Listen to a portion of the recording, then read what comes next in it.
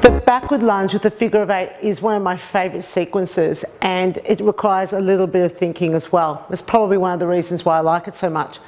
So grabbing a dumbbell, this one's 2.5 kilos. It's probably as heavy as I would ever go because I want to make sure my movements are big and not small. Yeah, so holding the dumbbell like it's a gold logie right in front of your chest, stepping back with one leg and coming back in.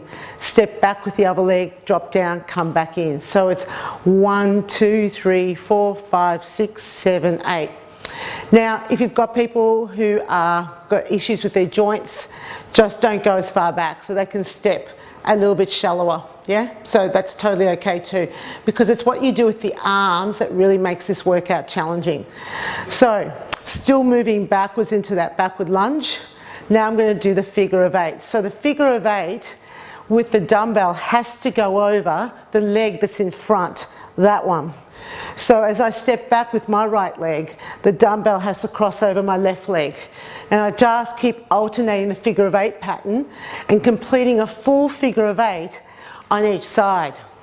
So I usually do 2 blocks of this before I ask the participants to continue on, but just doing the right leg. So they're going to step back with the right leg.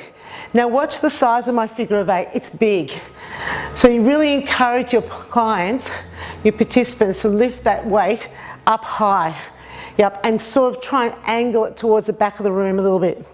So after 2 blocks of this, I slow down the figure of 8. Now this is where it gets really interesting because your leg still keeps moving at the same tempo, but you're making the figure of 8 slower, so you're still finishing it as the feet come together. And this may take a little bit of practice, yeah?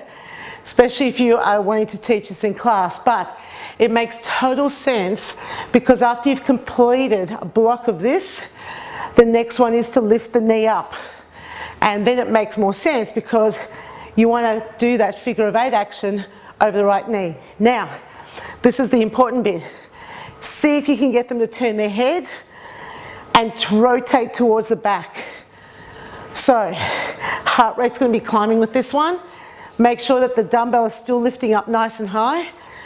And that's the sequence of stepping back. So, you repeat the whole thing again by holding the arms still, giving them a break, starting off with stepping back to the left, and then the right, and repeat the entire sequence again. And that's the backward lunge with the figure of 8 pattern.